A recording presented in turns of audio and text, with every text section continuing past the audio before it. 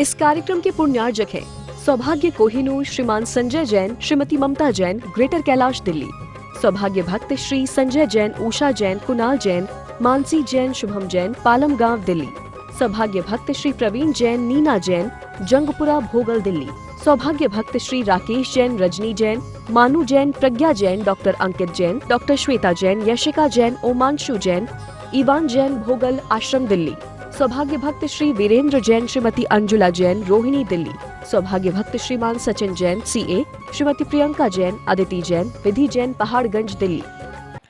एक बार हम लोग रास्ते से बिहार कर रहे थे और जब रास्ते से बिहार कर रहे थे तो रास्ते में तरह तरह की दुकानें पड़ती हैं।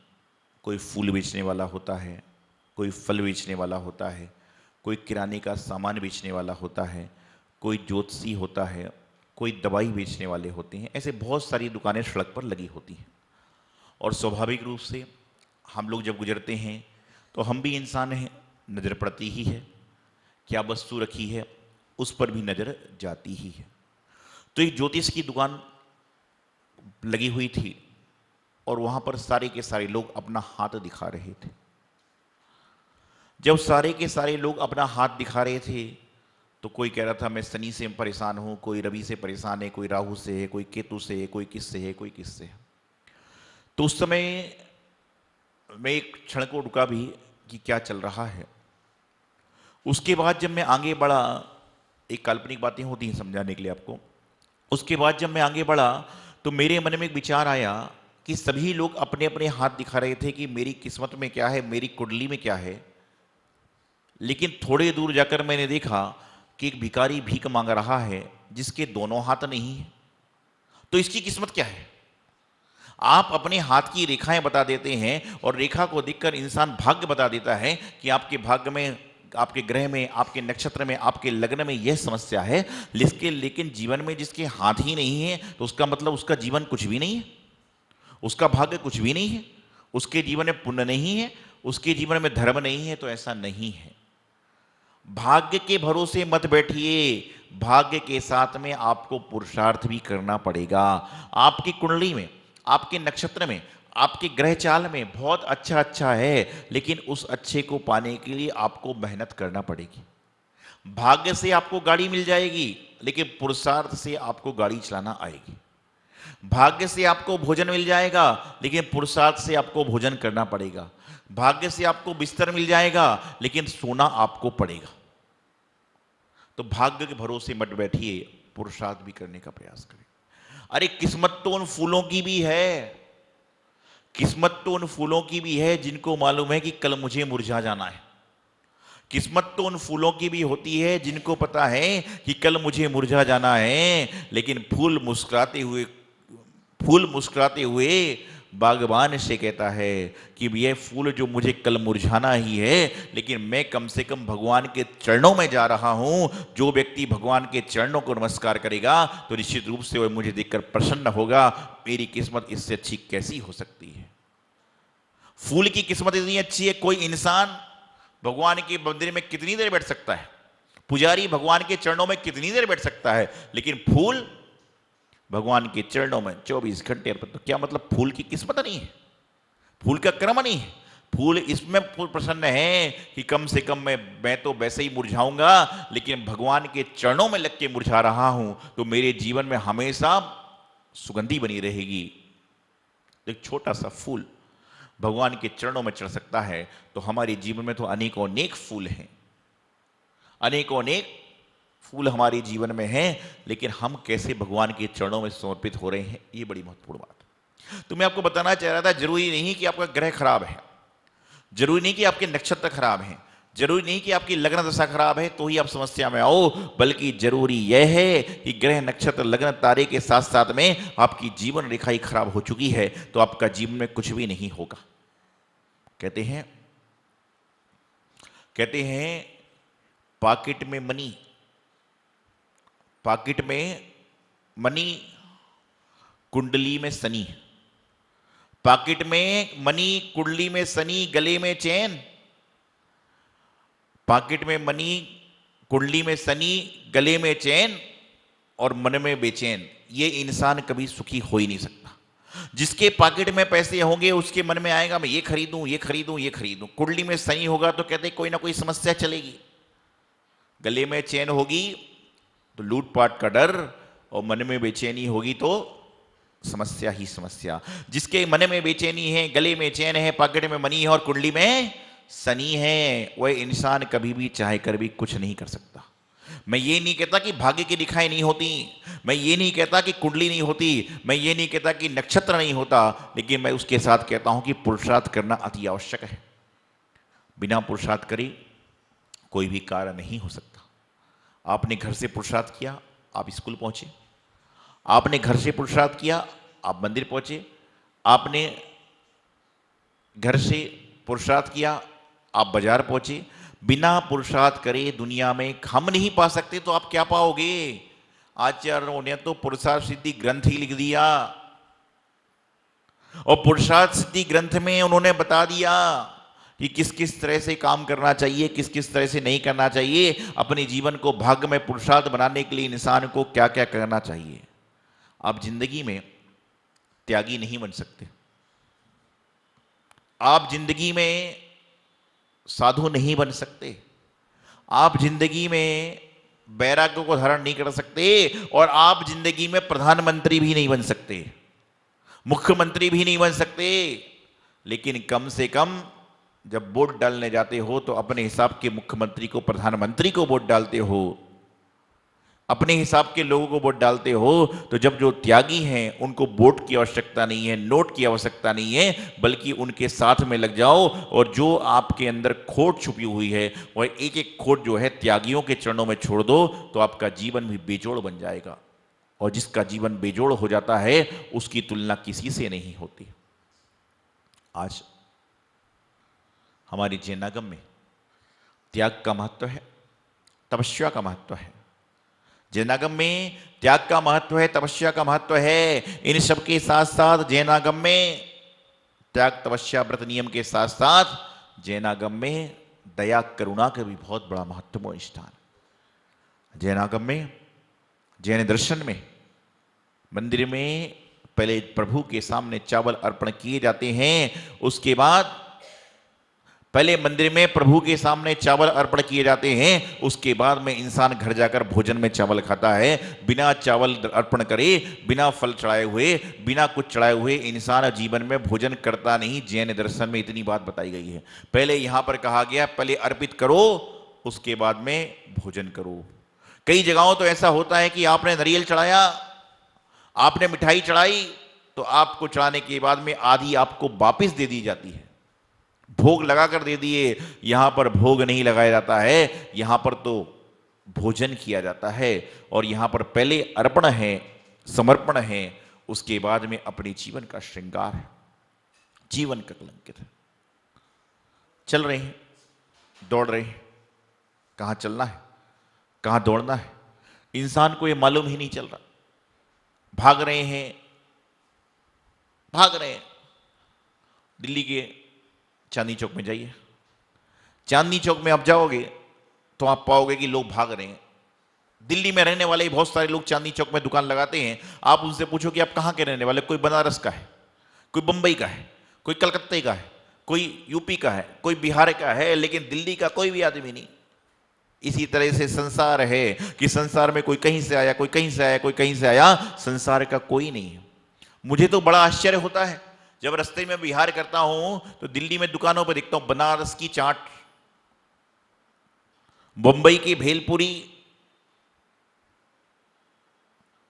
बंगाल का संदेश। ये सोच के मैं हैरान रहता हूं कि जब आदमी बंबई जाता है तो दिल्ली की पकौड़ी खाता है, अहमदाबाद जाता है तो दिल्ली के समोसे खा रहा है, और यहां पर गुजराती खाना खा रहा है, गुजराती भोजन कर रहा है। तो भैया अहमदाबाद से आने के बाद तुम दिल्ली में गुजरात का भोजन कैसे खाओगे, कैसे करोगे दिल्ली में भोजन? तो यहां पर कहने का तात्पर्य है कि जो चीज जहां पर है वहीं रहेगी, सिर्फ लुभाने के लिए आपको हो रही है कि वहां का। ओ एक आदमी आया, बोले महाराज जी मैं कुछ नियम लेना चाहता हूं। मैंने कहा कुछ भी ले लीजिए। बोले मैं ज्यादा नियम तो पालन नहीं कर सकता हूं, लेकिन 2-4 नियम लेने के भाव से आया था, लेकिन अंदर अंदर आते आते तक एक नियम लेने का भाव हो गया। मैंने क्या क्या भाव है? पति पत्नी साथ में थे। मैंने कहा कभी आप में तकरार होती है? बोले महाराज जी आप कभी की बात कर रहे हो? अभी गेट से बाहर निकलेंगे तो अभी चालू हो जाएगी तकरार, क्या क्या रखा है?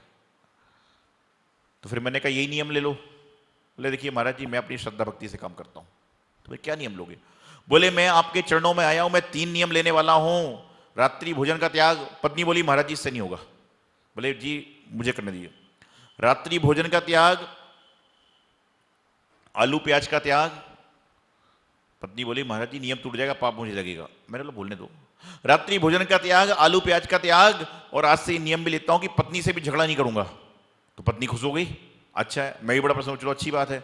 लेकिन बोले महाराज जी मैं ये सब नियम ले रहा हूं, लेकिन ये सब मेरे नियम है रात्रि में सोने के बाद।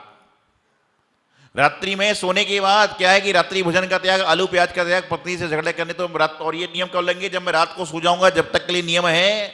मैंने कहा भैया ये नियम ले ले कि रात को नहीं झगड़ूंगा। नहीं, बोले नींद में नहीं झगड़ूंगा, बाकी सब कुछ हो जाएगा। क्या है संसार में लोग क्या कर रहे हैं? आप किसी को छलावा नहीं कर रहे हो, बल्कि अपने साथ ही छलावा कर रहे हो। आप किसी का छल नहीं कर रहे हो, बल्कि अपने आप को ही छलने का प्रयास कर रहे हो। तो ध्यान रखें जीवन में कि भाग्यवान बनना है तो जिनका भाग्य प्रबल है उनकी संगति करिए। त्यागवान बनना है तो जो त्यागी है उनकी संगति कीजिए। और पुरुषार्थवान बनना है तो जो पुरुषार्थ कर चुके हैं उनकी संगति कीजिए। क्योंकि जैसी संगत वैसी रंगत, जैसे भाव वैसी क्रिया। तो आप इन सब को करोगे तो आप पाओगे कि जीवन में आप बहुत आगे चल रहे हो। लेकिन वर्तमान में आज परिस्थिति दूसरी है। हम संगत कर रहे हैं भोगी की और लगा रहे हैं योग। आज मैं देखता हूं योग शिविर लग रहा है, योगा की क्लास लग रही है, मंदिरों में योग चालू हो गया। मैं जीवन में कहता हूं जिसने मन को, वचन को, काय को, त्रियोग को साध लिया उसको योग करने की आवश्यकता नहीं है, और जिन्होंने अपने त्रियोग को नहीं साधा है उसको योग करने की आवश्यकता। और पहले मंदिर में भगवान का अभिषेक होता था, आज मंदिर में 5 बजे से योग सिखाया जा रहा है। तो यही तो कलयुग है कि मंदिर में पहले लोग भीड़ लगा कर जाते थे भगवान की पूजन अभिषेक स्वाध्याय करने के लिए। आज मैसेज आ रहे कि 5:30 बजे से योग शिविर लगेगा। और एक व्यक्ति कहता है महाराज जी मैं 5:30 बजे अभिषेक में नहीं आ सकता क्योंकि योग चल रहा है। तो मैं कहता हूं कि तेरा जो योग खराब इसलिए हो गया कि तूने त्रियोग नहीं लगाया। और जिसने त्रियोग लगा लिया उसको योग लगाने की जरूरत नहीं है, बल्कि उसके योग में उप जुड़ जाएगा तो अपने आप उसका उपयोग सही हो जाएगा। और जिसका उपयोग सही हो जाएगा उसको योग की आवश्यकता बिल्कुल है ही नहीं। योग अपनी जगह सही है, मैं योग का विरोध नहीं हूं। नहीं तो लोग बोले महाराज योग के बारे में बोल रहे हैं। योगा के विरोध में नहीं कह रहा हूं, लेकिन ये कह रहा हूं कि योगा लगाइए, लेकिन योगा लगाओ, लेकिन योगियों की संगति कीजिए। जो योगियों की संगति करते हैं उनको योग लगाने की आवश्यकता ही नहीं होती। आप पद विहार करोगे योगियों के साथ, सारा शरीर स्वस्थ रहेगा, सारे शरीर का स्ट्रक्चर सही रहेगा, सारे शरीर का नक्शा सही रहेगा, तो आपको योग की जरूरत ही नहीं है। लेकिन आज वर्तमान में परिवर्तन का दौर है। मंदिर में इंसान योग के लिए आ सकता है, स्पीचिंग सीखने के लिए आ सकता है, टैलेंट शो देखने के लिए आ सकता है, लेकिन यह नहीं समझता है कि टैलेंटेड इंसान कैसे बनता है, स्पीकिंग कैसे सीखता है, योग लगाना कैसे सीखता है। जिनके पास से योग लग रहा है उनकी शरण में आओ, तुम्हें इसकी शक्ति की आवश्यकता नहीं पड़ेगी। जिसने टैलेंटवान बनाया उसकी संपर्क करो ना। तो जीवन में भाग्य के भरोसे मत बैठे, पुरुषार्थ को भी करें। भाग्य अपनी जगह सही है, लेकिन भाग्य के साथ पुरुषार्थ करोगे तो जीवन निश्चित रूप से आपका उज्जवल होगा, स्वच्छ होगा, सार्थक होगा और आपके जीवन का कल्याण हो जाएगा। लेकिन आज हम लोग कपड़ा तो सफेद पहन रहे हैं, घड़ी सफेद पहन रहे हैं, पैकेट में पर्स भी सफेद है, लेकिन मन काला है। पहले के जमाने में पर्स काला होता था, बेल्ट काले होते थे, पैंट काले होते थे, कपड़े नीले पीले हुआ करते थे, लेकिन इंसान का मन स्वच्छ सफेद होता था। आज इंसान का मन काला है, बाकी सब कुछ सफेद है। इस समय वर्तमान में इंसान की काली हैं तो 2 चीजें काली हैं। इस समय वर्तमान में इंसान की चीजें काली हैं तो 3 चीजें काली हैं। कौन कौन सी पता आपको? वर्तमान में इंसान के पास सब कुछ सफेद है, लेकिन काली है तो 3 चीजें काली हैं। एक तो इंसान का दिल काला है, इंसान के बाल काले हैं, इंसान का दिल काला है। सफेद बाल भी आजकल काले हुए जा रहे हैं, नारंगी लाल पीले हुए जा रहे हैं कि इंसान का दिल काला है, इंसान के बाल काले हैं। और इंसान की करनी काली है। ये तीन चीजें इंसान सफेद कर ले तो समझ के चलना कि जीवन का कल्याण अपने आप हो जाएगा। लेकिन आज करनी काली है तो कल्याण कैसे होगा? दिल काला है तो हाथ की माला फेरने से क्या होगा? और बाल काले हैं तो उम्र छुपाने से क्या होगा? उम्र तो आपकी वही रहेगी, चाहे बाल तुम काले करो, नीले करो, पीले करो, लाल करो। ऐसे एक बार दर्शन करने एक व्यक्ति आया, बोले महाराज जी मुझे देख के आपको कैसा लग रहा है? मैंने कहा मुझे तो कुछ नहीं लग रहा है। तो महाराज जी माता जी बोले महाराज जी इसमें विशेष बात है। मैंने क्या? बोले आप देखिए ना। मैंने क्या विशेष? वो एक बोला इसके बाल काले हैं, एक बोला इसके पीले हैं। मैंने कहा इसके बाल सप्तरंगी हैं।